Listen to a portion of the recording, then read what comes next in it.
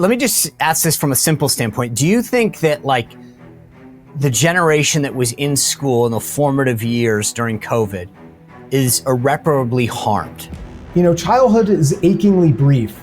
And you had kids, particularly in places like California and elsewhere, many of whom spent over a year, many more than a year and a half, locked out of their school buildings, sequestered at home. A healthy kid, millions of healthy kids not allowed to go to school. That's an extraordinary, radical policy decision that was put in place in our country. And it's important to note, there was no benefit. We can look at the comparison of Florida and California, two states that had wildly divergent approaches to the pandemic. And in the end, when you look at excess death rates, once you control for the age difference in the populations, there was no benefit. All of this was for nothing. And you think of a kid in, East LA who was in a poor family and was hoping to get a scholarship from their football season. When that season was terminated, what do you think happened to that kid? Scholarship went away, didn't go to college. We don't know how to even look at what happened to some of these kids and how their entire life trajectory now has been altered because of this. All right, guys, good Tuesday to you. A really cool show today. I was on the Mark Reardon show doing a radio hit that I do quite often with Mark, and he says to me, did you ever have a guy by the name of David Zweig on? I said, no, I don't. I don't know who David is. He said, Sean, I rarely have an author on twice. If they got a new book, I'll have them on, but I rarely will ever have the author on twice. I had David Zweig on. I said, why? He goes, dude, this guy is an investigative journalist that looked at the origins of COVID, how it affected kids and our families. And he goes, and I didn't get enough with him the first time, and I need to have him back. He goes, he's that good. I'm going to connect you with him. So he connects me with him. I got his book. Holy smokes. This is a guy whose eyes have been opened by what the government and the media did with regard to COVID. And the lessons that he teaches us are important as we move forward. I got to tell you, it is unbelievable where we are as a country post-COVID, what we've learned, what we haven't, who we should trust and who we haven't. The world has changed significantly. And this is a guy who wrote for the New York Times, the Atlantic. This is like, he has now realized what was going on in the world, who was misleading us, who was shutting and dissenting voices down. This book, I'm telling you, I was blown away. I understand now why Mark Reardon wanted me to have him on the show. Because when I was reading the book, page after page, about what COVID did to our kids, how the media handled it, how the government handled it, how Europe handled it, how certain states handled it, you go, oh my gosh. So the conversation that we're going to have right now, I'm so excited for, and I appreciate you guys tuning in to this because I was blown away. Tomorrow, as I mentioned yesterday, Dr. Patrick Suching is going to be here. I've known Patrick a long time, because he was, it's a very personal story to me. He was meeting with President Trump right before the first term started to talk about how he could potentially help find a cure for cancer. I got to know him. He helped with my own personal situation in my family when my father was passing away from pancreatic cancer. And he owns the LA Times, and he's going to give us a whole take on the LA Times. And anyway, I'm so excited for this conversation. You're definitely going to want to hear it. But without further ado, I want to bring in, hear from a couple of our sponsors, and then bring in David Zweig to discuss what we need to know about COVID. All right, if you're a snacker like I am, I've got great Maha approved news for you. Look at this bag of masa chips. Crushed it. These are the original, by the way. I've got the blue ones upstairs. I've even tried the habanero ones. Unbelievable. If you're a chip lover, a snacker, this is the answer for you. Most chips, by the way, used to be cooked in tallow until the 1990s. Not some more. Big corporations switched over to all this processed seed oil crap, not masa chips. They are so good. I actually got to meet the owner at a Maha event a few months back, and I said, dude, I got to try your chips. Of course, like a good owner, he had some. These things are unbelievable. You no longer have to choose. If you're a snacker, Maha has done something about it. They created a tortilla chip with just 3 ingredients. Think about that. 3 ingredients. This is totally Maha approved. These things taste great. They're unbelievably crunchy, and they don't fill you up feeling all gross like you ate a bunch bunch of processed food. I'm telling you, this is the reason so many thousands of people are flocking to Masa chips. They are endorsed by leading Maha and nutrition experts. Give them a try. Go to masachips.com/Sean. masachips.com/Sean. Use code Sean for 25% off. masachips.com/Sean. By the way, I would try the variety pack, my friends. That's what I did. The variety pack is a huge winner, and the lime ones, go to masachips.com/Sean. 25% off your first order, and I would stock up because you are going to love these. Oh, do I have some good news for you? If you love grilling in the summer, or frankly, all year round, because that's what I do, especially as you have another holiday outing coming up this weekend, go do yourself a huge favor and go to riverbendranch.com and check out the amazing products. I did this last weekend, and it was a huge hit. I love steaks. That's my thing. I do steaks. I do omelets in the morning. That's it. Okay, I'm not trying to kid anybody with all of my culinary action. No. Just steaks and some hot dogs and sausages, by the way. I will tell you, I crushed it. Ribeye, New York strip, and the filet mignon. Oh my goodness. And by the way, I cooked hot dogs for the kids and I ate 2 of those myself. They're that good. If you're a hot dog lover, don't just buy the steaks. Get some of the hot dogs and the ground beef. I'm telling you, you will be the hit of the barbecue.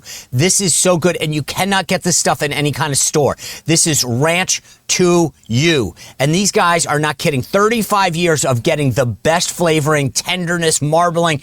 You will be a huge hit. These are some of the best steaks I've had in my life. And that includes all the restaurants that I've been to under big fancy expense accounts. Trust me when I tell you, when you go to riverbendranch.com, you will not ever regret it. And you can use code Sean, SEAN, for $20 off your first order. By the way, I've been told my next order is including the beef jerky. Check it out if you're a beef jerky fan as well. riverbendranch.com, code word Sean for 20% off. All right, without further ado, David Zweig. David, thanks for joining us. Excited about this conversation. Thanks for having me, Sean. So I'm on the Mark Reardon show. I've known Mark for a while. I go on his show from time to time, and I don't even know how we went down this rabbit hole. And he says, have you had David on your show? To talk COVID. And I'm like, no. And he goes, I'm going to send you his information. He goes, and I can say this because it was on air so that you can go validate everything I'm saying. I'm not just blowing smoke up your butt or his. But he says, I rarely have an author on twice. He said, I do it all the time. I have, I'll bring someone on if they've got something. He goes, what he said about COVID was so fascinating. I had to have him back a second time, and I probably want him back a third. And that to me was sort of like the good housekeeping seal of approval. When Mark Reardon wants you on twice, I know that there's something there. So I'm fired up. I was excited to read the information and get brought in because there's so much going on right now with like the Maha movement and whatever. And so I just want to start with this general question, because I'll get into the specifics of the book and the lessons and sort of some of this. But do you think that we as a country and a society learned the right lessons coming out of COVID? Well, it depends who the we is, right? In some regards, I'm very encouraged. Someone like Jay Bhattacharya running NIH, I think, is a really positive development, and hopefully is going to go, and same thing with Marty Makary at FDA. Hopefully this is going to go a long way toward restoring trust in some of our institutions. One of the things that's really interesting that Jay had mentioned to me, and I know he's talked about this publicly, is that one of his major initiatives is to take part in replication. I don't know if you're familiar with that, but there's this thing known as the replication crisis within research and within medicine in particular, but a bit more broadly scientific research, where a lot of studies that have been celebrated, they find out that they can't replicate the results when they try to do the study a second or third time. So a lot of things that we think are foundational truths may not actually be so. So the fact that this is something that Jay wants to do, to me, is a real return to science. Instead of doing the sexy, fun, new things, he's saying, let's concentrate on just making sure at a foundational level that we know what things are true. So to me, this is quite a divergence from certainly what we saw during the pandemic and the kind of lack of evidence-based approach that we often saw. So I view that as an encouraging development. It's much harder to think about, society at large, though, and how people are reacting or not reacting. So let's pick up on that for just a second. So I just want to make sure I understand what he said to you and what he's trying to do.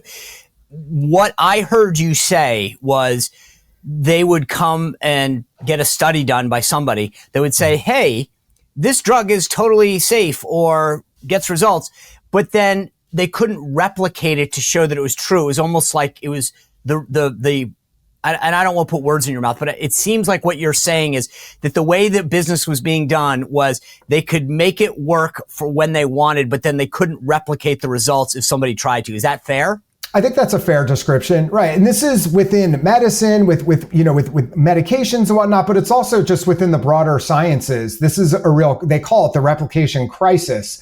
So the fact that Jay has spotlighted this thing that's not necessarily sort of like the place that most researchers want to go, because of course people want to do something new and exciting and get buzzwords and headlines for their work. But this is the real kind of like grunt work that true science is made of, is saying, let's make sure that the things that we are told are true actually are true, whether it's, very large trials that are done for certain medications, whether it's social science research where we're told to believe certain things about society. So this to me was just one piece of something that I think is a really important signal about the approach that Jay is bringing to the NIH, which of course, controls the purse strings, for billions and billions of dollars. So I think there's going to be a real effect with this. So is this issue because somebody was funding a study in isolation to achieve a goal or a cause or an outcome?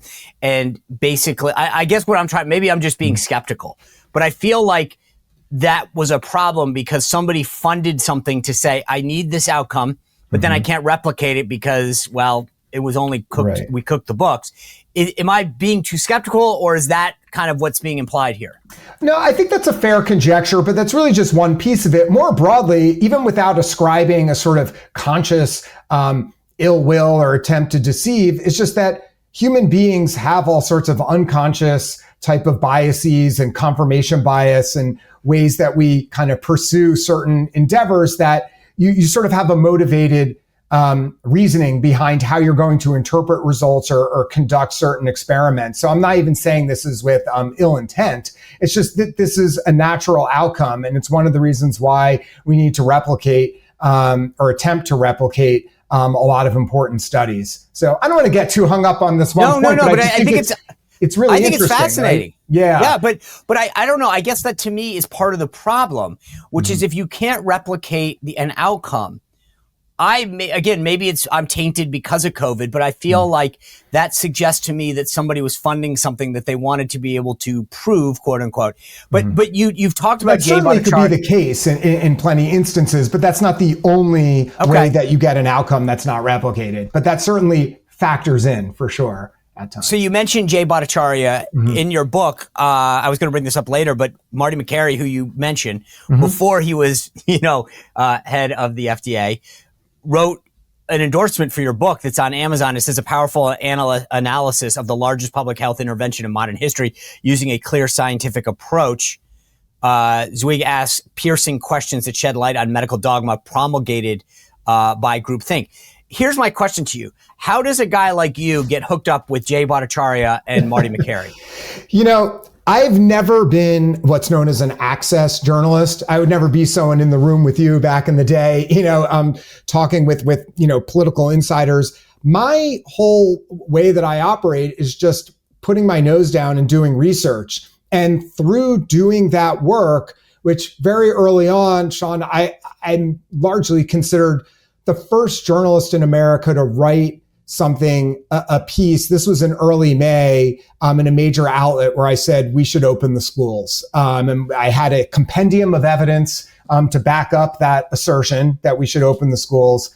And that was sort of launched me during the pandemic into a certain sphere. And through that, I met Martin Kulldorff, who was a co-author with Jay Bhattacharya on the Great Barrington Declaration, which you may be familiar with. Yep. So I got connected with Martin just through doing good work. And then through Martin, I got connected with Jay and Marty and whomever else, So for me, it's one of those things where I've never been interested in sort of like insider access on things. For me, I find it much more exciting and just intellectually engaging to just dig into the data, whatever the data may be, and to dig around and hunt for evidence for something. Particularly, whether it's a quirk of my personality or not, I'm very interested in seeing where sort of conventional narratives might be wrong, whatever they may be. And during the pandemic, like I approached this whole topic apolitically. I'm not a sort of right-wing operative. I wasn't trying to win points for anyone. I just was following the evidence. And where that took me was to a place that brought me to basically an opposite or contrarian view to what was the accepted or established narrative. And that's a very exciting place to be intellectually and professionally. And that's where I went with it. And through that, I got connected ultimately with people who are now insiders, but that wasn't that wasn't how things began. Right. No, I just find it fascinating because sometimes you go down these holes and you end up, it's just talk about, because again, Marty McCary endorsed your book when he was just at Johns Hopkins. He was obviously a very renowned surgeon, but it seems fascinating that everybody ends up really doing well in this. Like, you get a great book, they do very well. If I can, and please, if you don't like the question, I'm not going to push it, but ask me anything. Go ahead. When you talk about being a journalist and doing this, did you, at the beginning of COVID, did you have certain assumptions about how the government in particular or the media should cover something like this that you might have changed as the pandemic evolved? Well, if I understand your question correctly, at the beginning of the pandemic, I had no particular reason to not believe what we were being told and the sort of information that was presented to us. I'm a little embarrassed to admit I even wiped down our groceries when they came in, delivered to our front door in the opening weeks. But what happened, just to sort of touch on that dovetail you were making between the authorities and the media, within a very brief window of time, just because of my own kind of nature, not even professional nature, but just as a person, I'm very curious. I'm very skeptical. I'm used to reading scientific papers. I have a great familiarity with talking to scholars and experts in a variety of places. So here it is. The master switch is flipped on society. And one of the things that was strange to me, Sean, is that I felt like there wasn't really a proper analysis and explanation and investigation of the evidence behind what we were being told. So again, I started off, and I come from a family of doctors and people within medicine. My inclination is to go with what they're saying, with the sort of medical authorities and public health people. I had no sort of initial position that would have been adversarial to any of this. And indeed, it was the opposite.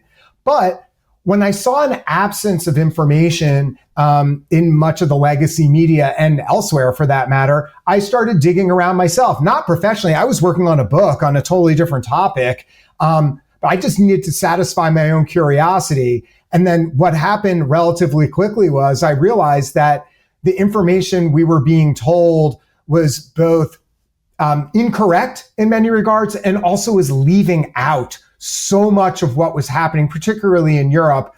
And that's when I realized, man, I'm so angry with the media for not covering this. And I was like, well, I'm in the media. I guess I need to do it because I'm not seeing anyone else, or barely anyone else, seems to be covering this. So that kind of led me on my path.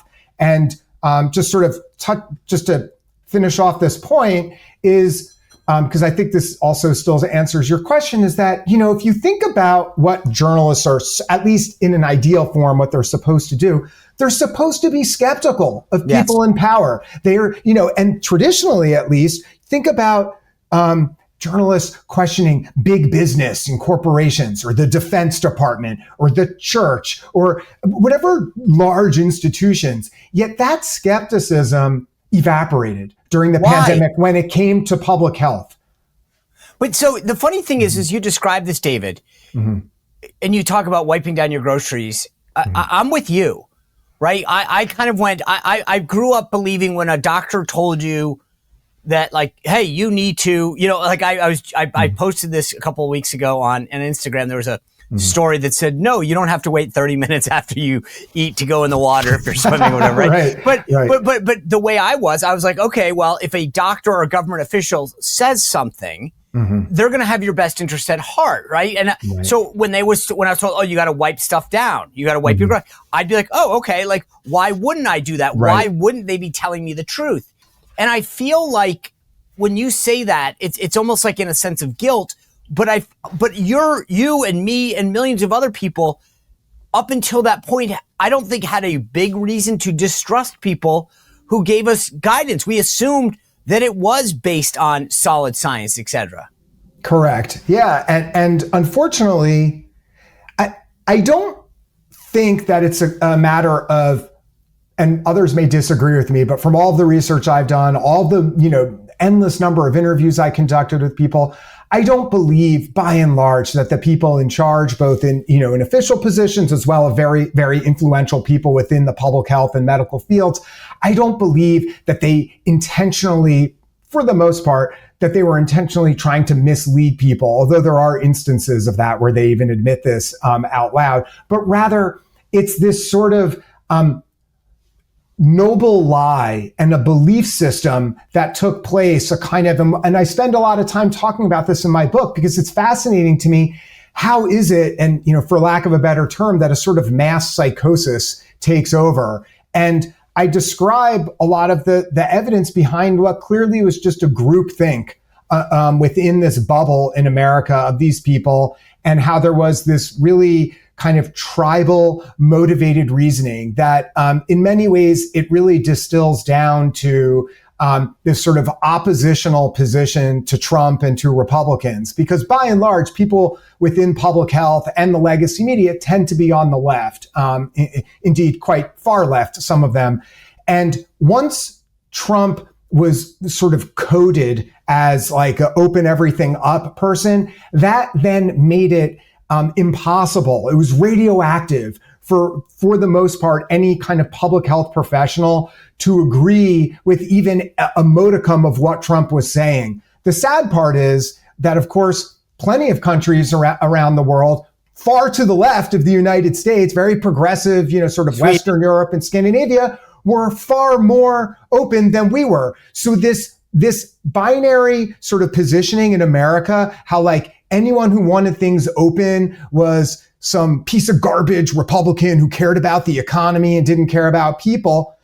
There was nothing inherently true about that because you saw the opposite in other countries around the world where you had progressive places that were far more open. We also had countries with more conservative governments that had a much more stringent approach to the pandemic. There was nothing natural about the way that the divide happened in America. But once that divide happened, what I found so disappointing and destabilizing was that, it's easy to kind of poke fun at QAnon or to find, people saying crazy stuff and talk about misinformation.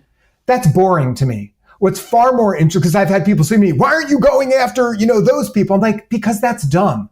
What's far more important and interesting to me is when the people who we're supposed to trust, as you were saying, you had every reason to believe the CDC and whomever else, for most of your adult life.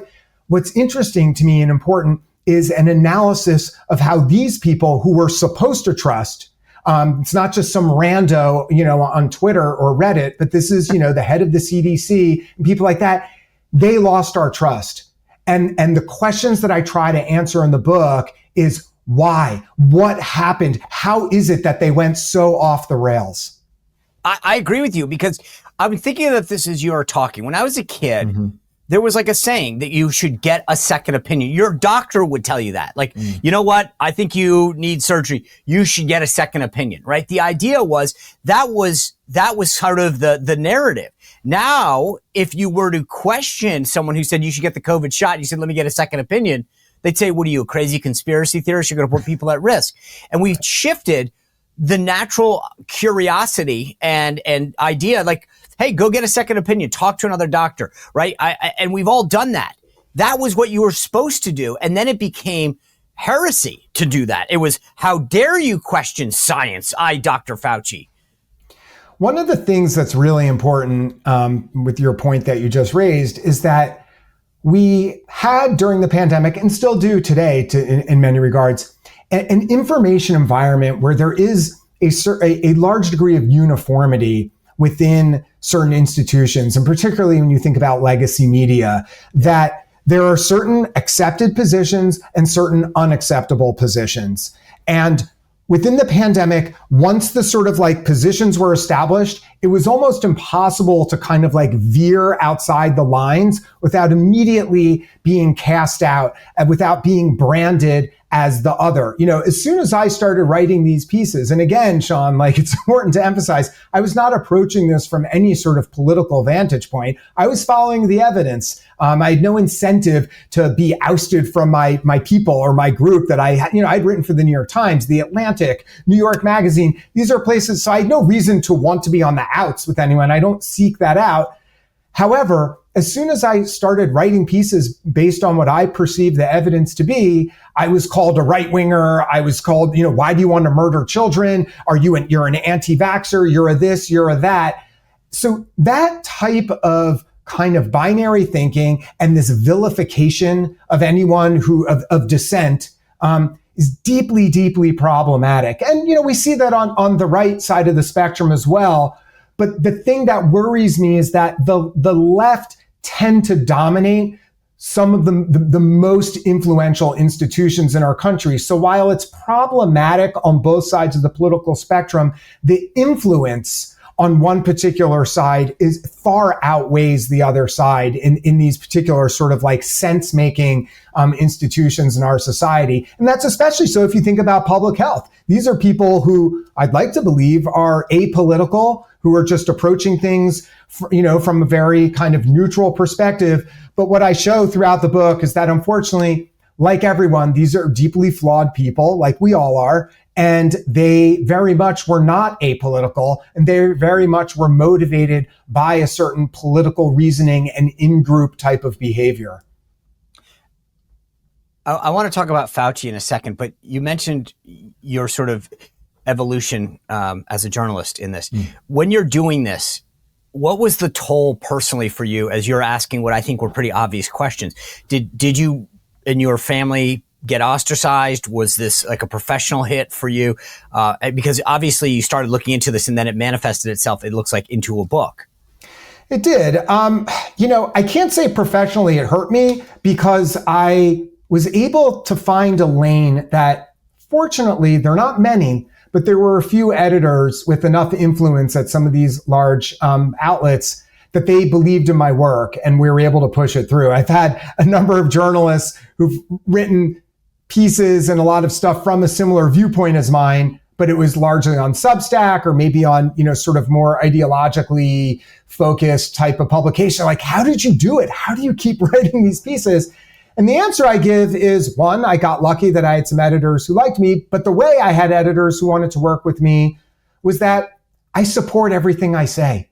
I don't write things I tend to not do the type of journalism where it's kind of like story by anecdote, where you focus on, one or a few people, and then you use that as a launch point to make some larger argument. No, for me, I just try to like pummel the reader with, here are the facts. Here's what I found. And when you do that, at least there are a few people, when you have that type of airtight argument, that they're willing to go along with it. That's like, hey, this is really well reasoned. I think we're protected. What's interesting, though, is, needless to say, my pieces went through kind of like the most finely toothed comb of fact checking possible, where, oftentimes in the same publications, I would see a piece that supported an establishment narrative that was just complete garbage. And it makes sense. Look, if you're going to challenge an establishment position, you better be right. And you better, cross all your T's. That doesn't mean I don't make mistakes, of course. Like everyone, I do make mistakes. But not one article that I've written on any of this was ever retracted. None of them have a major correction. Because I tend to be, or I try to be meticulous. And, one of the things that I did with my book, I don't know how many people are reading them. I have hundreds and hundreds of endnotes in my book with citations, because the thing that I criticize in the book is that over and over, journalistic outlets, as well as public health officials themselves, kept making claims without providing evidence. And it drove me nuts. So I felt if that was driving me nuts, I would be a hypocrite if I wrote a book and didn't provide evidence for every single claim that I make. So you've got a huge chunk of the book in the back, pages and pages and pages filled with citations where I'm saying, look, I'm making a claim and I'm going to back it up. And here it is. I think the funny thing about what you're saying is the phrase du jour of so many Washington media personalities is without evidence. So President Trump said this without evidence. The Republicans do this without evidence, right? And yet this entire pandemic, there was no evidence. We didn't know that we didn't know anything about the vaccine because it was rushed. We didn't know about the effects of stuff. I'll still never forget when Fauci was asked about why 6 feet was chosen. He was like, well, 4 is too slow, 8 is too long. It sounded like Goldilocks. Like, one was too cold, one was too hot, this one was just right. Like 6 sounds nice. There was no science. No. And yet the same people today keep using the phrase without evidence. And we go back through COVID over and over again. There was no evidence. Well, there's a great irony that all these progressives who had the lawn sign saying, in this house, we believe in science. This was some sort of flex. They were like dunking on the stupid people. And look, I used to be, hopefully not smug as a liberal, but I used to be somewhere where I had a sense of belief that we're the good guys. We know more. We're more educated. I no longer view myself within that tribe. And I no longer view the left through that same lens at all. It was, and I am slightly embarrassed to admit, but mostly proud to admit that even as an adult, I learned a lot. I grew as a person, and that these assumptions I had about the way the world worked and the way certain sort of political leanings are positioned and who's right and wrong was wrong. I was incorrect for a lot of my adult life about how I viewed things. And that's one of the things that, is very unmooring. It's kind of a strange feeling, but it's also an incredible thing to go through. And I don't explicitly get into that in the book. I touch on it here and there, but it's woven throughout the book. This idea of kind of gaining an understanding about one's own tribe and even moving beyond tribes, but gaining an understanding about how individuals and how institutions sort of think and behave and make decisions particularly during a crisis. That ultimately, that's what was fascinating to me and what the book is about. It's like, to use a medical term, it's like an anatomy of decision making. And that to me was far more interesting and important than kind of writing a screed on something or writing something where it's kind of, what they call like victim porn, where I'm just going to go on and on about harms done to children. That's important to touch on that. But to me, it's far more critical to actually show how the gears turn. So people, when they read the book, come away with an understanding of the way things work. I've worked at these institutions. I saw what was going on behind the scenes in a way that even some of your audience might have assumptions and beliefs already. They're like, I already know that. There's a way that I describe it and show what's happening that really helps you gain an understanding about how things actually work. That's it's funny you used the word trust, and I'm thinking of like the current context the last few months. Jake Tapper comes out with a book called Original Sin about this cover up that he was complicit in, and I look at like to the point of the government officials, the media folks. Trust is broken. Like, I can't, in the same way, every time that I see a government study now on health, we see this now with like red dyes, right? Where this MAHA movement comes out and suddenly they're just banning red dyes. And you go, because they quote unquote, like nothing changed. There was no new study. It's just, oh yeah, I guess you guys were right. Well, wait a second. We trusted you before when you told us that microplastics were okay, that those things called grass generally recognized as, acceptable or sustainable. Yeah. Like, wait a second. Why did we we trusted you on all this stuff. Then we went through COVID. And I think both the media, like I now watch stories on the Today Show or CNN about the dangers of red dyes or ultra processed food and go, wait a second, guys, we've known this for a while. You mocked the movement. And I feel like this word trust is getting thrown around a lot, but like I think it's irreparably harmed. Like, I don't know that you can fix it. I mean, it's certainly irreparably harmed with me. And like I mentioned Jay coming in at NIH, hopefully that will help some things. But, unfortunately, there's a few factors at play. One of them is, an incredibly acrimonious political divide in the country. And so you have half the country believing one thing and half believing the other. But I'd say perhaps the political divide isn't going to be bridged anytime soon. But one thing we can do, regardless of one's political beliefs, is that as citizens, we can think differently about information. And it doesn't mean we all can or should try to become experts on every topic. When you bring your car in to get, repaired, I don't know what's going on with the, with the carburetor.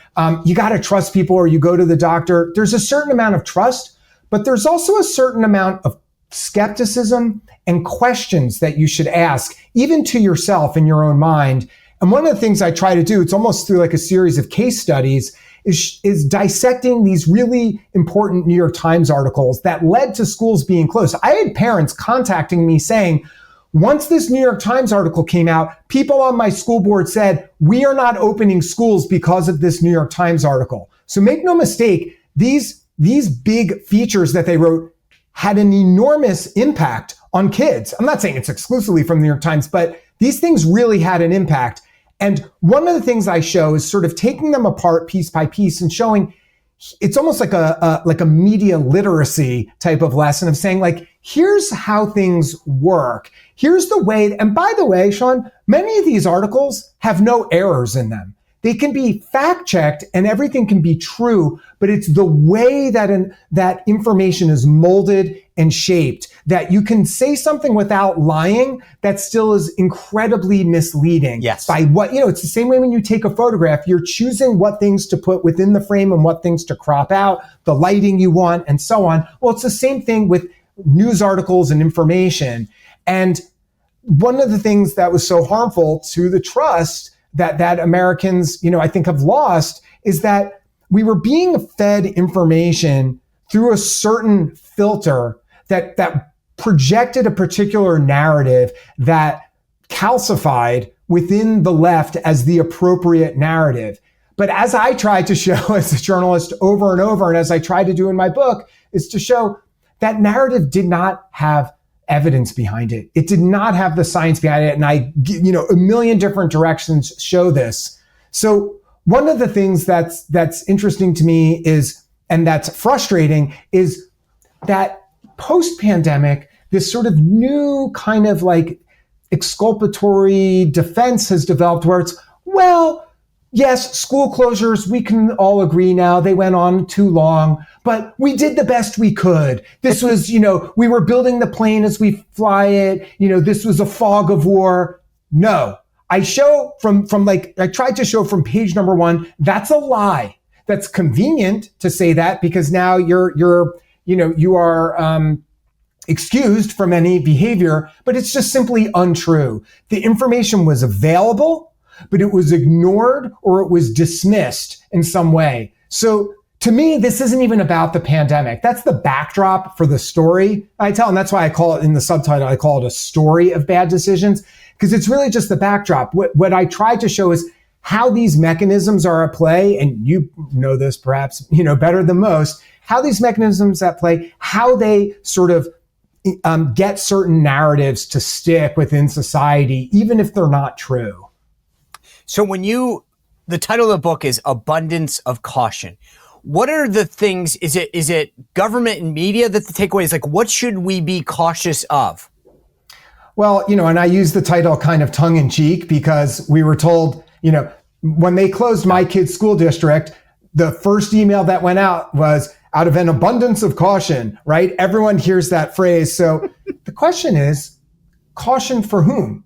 And caution in what direction, right? So it's like, look, if you wanted to avoid the risk of being killed in a motor vehicle accident, you could stay home forever and you won't die out of an in a car abundance accident. of caution. Exactly. You could. So as a society, though, we're always willing to tolerate a certain degree of risk and indeed harm and death in order to function as human beings, in order to flourish. You know, you get on the highway because that takes you somewhere. You don't just stay home. And, you know, and in a much broader perspective, that's to an extent how things should have been thought through with the pandemic. Of course, no one's going to choose death over just simply going to school, but they created a false choice. That wasn't we were told it's either death or everything else, as if this was the only, you know, two options on the menu. But in reality, closing schools and many of these other interventions that were imposed on us, and what's of particular importance to me is what were imposed on kids in America. The reality is, unfortunately, they were not effective. They may have made intuitive sense to people, and I could see why they might think, well, closing schools, that probably has some benefit, right? You have a bunch of snotty kids running around or wearing something in front of your face. That probably has some benefit. There are many things that have a sort of intuitive plausibility to them. They make sense. But once you study them, actually aren't true. And I talk about this in the book a lot. There's the history of medicine for hundreds and hundreds of years, and the recent history up to, 5 minutes ago is littered with examples of things that seem obvious, that might even make intuitive sense to just a regular person, that we think things are one way, but they're not so. And unfortunately, the way that things were argued over and over was that, well, this is just basic physics. Well, this is obvious. And I'm like, no. And what I show is if you take just one step back, just take one step, all of a sudden this sort of superficial explanation for things, you see that that's all it is superficial, and it's not the actual truth. The funny thing is, I do want to touch on schools before we're done, because that's such a through line in your book, the impact. And I just want to ask you this before we end, so I'm kind of laying a mental marker down. But one of the things that I thought was fascinating in terms of the vaccine was, when you talk about it like an abundance of caution, right? If someone says to you, eat this, I think the natural inclination of someone is, like, for me, I'm a picky eater. I'll say, like, what is it? What does it look like? I mean, okay. But yet it was, hey, jab this into your body. And I've been in the military over 25 years. I remember anthrax and smallpox. And like the idea was, hey, just jab this because it's probably going to be a problem. And then like a year later, it was like, oops, not a good idea. So maybe it's just because of that prior experience. But the idea of taking something that no one had fully tested and saying, just inject this in your body. And nobody said, like, again, to your point, like, that's not abundance of caution. Like, it goes the other way. I would assume that most people would say, before I jab myself with something, I'd want to make sure that it's gone through certain trials and the normal course of action. But it was sort of like this predominant narrative that if you don't do it, you're a bad person. And yet common sense would dictate that doesn't make sense. Well, it was, as you probably remember, while Trump was president and the Operation Warp Speed was underway, there were a litany of prominent Democrats and others in society who publicly voiced an extreme amount of nervousness and skepticism over the vaccine. As soon as Biden became president, everything changed. Now it was, you must get the vaccine immediately. From that, it's, again, going back to the thing I was talking about before, how it was so politicized that if Trump was associated with something, then it automatically had to be bad. And look, even for people who might think Trump is wrong on many things, there's the old cliche, even a broken clock is right twice a day. And I'm not saying that's the case with Trump or not, but the point is, to be a reasonable and informed citizen, you need to take a step back from a political lens and just actually look at things as they are. And the way that the public was kind of manipulated through these pronouncements from important and influential people was deeply, deeply problematic. And again, like, to me, it's quite boring to go after, some internet randos and other people making, crazy conspiracies. What's far more interesting and important is to actually find out and identify and describe the way that trusted, or people who are supposed to be trusted, members of our society failed us. In many ways, I think of the book as essentially a case study of the failure of the expert class. So I want to get to kids because it's a through line in your book, and obviously you start with talking about your own family and the experiences that you had.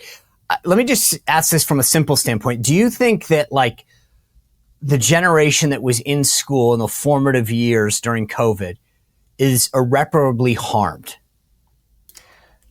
There are some things that are ineffable, and it's impossible to quantify or articulate certain harms. And one of the things that's interesting to me is even if we move aside from all the learning loss and other things that we can identify with data and see, is that you can't do fifth grade again.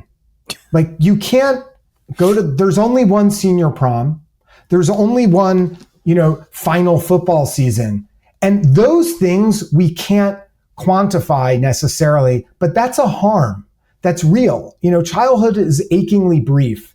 And you had kids, particularly in places like California and elsewhere, many of whom spent over a year, many more than a year and a half, locked out of their school buildings, sequestered at home. A healthy kid, millions of healthy kids not allowed to go to school.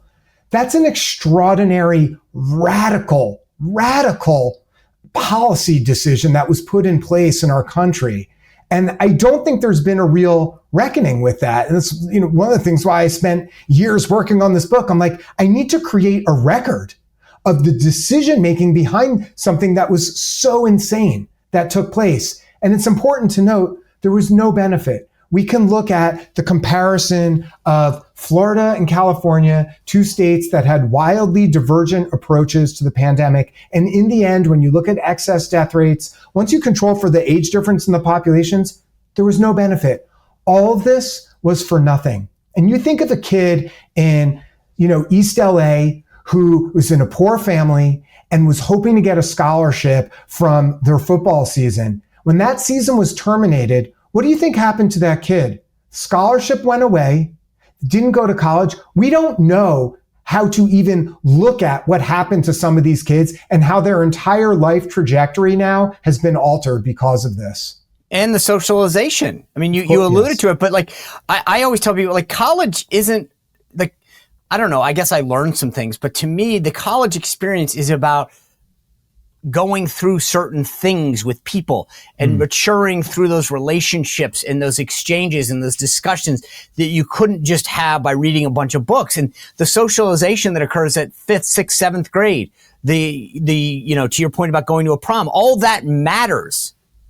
It matters both for one's just a flourishing life, in the moment, and it also matters for one's development as a kid and as a person. There was a ton of evidence from teachers who I spoke with around the country, and superintendents and principals who are saying once school resumed, kids had this sort of one minus, a year of sort of immaturity, this regression. There were all sorts of behavioral issues that they hadn't seen before. They didn't know how to behave. So the idea, and there were many people who made this argument, schools aren't closed, it's just online. And it's to your point, Sean, the whole idea is school, yes, the actual curriculum is a piece of it, but much of school, particularly for kids, is about being with others. Yeah. That's part of learning, and learning on multiple levels. And when you prevented kids from that experience, you prevented them from developing in a normal way, in a healthy way. And, this is just really scratching the surface of the harms. We didn't even get, I know we're probably running out of time, didn't even get into the child abuse that skyrocketed during the pandemic. And let me point out, we had evidence of this in April of 2020. We knew this was happening and the authorities did nothing about it. So this is just one, there's so many things that people aren't even aware of how deeply harmful and problematic they were, that nevertheless were pushed through. And if you questioned it, you were vilified. What a terrible, terrible environment for our country to have been in. Yeah. Well, if you want the full story, David's got an amazing book, Abundance of Caution. I cannot tell you. I'm so glad Mark Reardon got me introduced to this book and to you. Thanks for being here with us. I really appreciate it. We'll put all the links to the book in the show notes. I appreciate that. Thank you, David. Thanks for having me, Sean. You bet. Great conversation with David. As I mentioned, tomorrow, Dr. Patrick Shushing is with us to break down what's going on in the media and how the Maha agenda and everything is helping us or not address issues like cancer in the government. We'll bring you that whole conversation tomorrow. Remember, my newsletter drops today, SeanSpicer.com. Thanks for joining us. We'll see you back here tomorrow.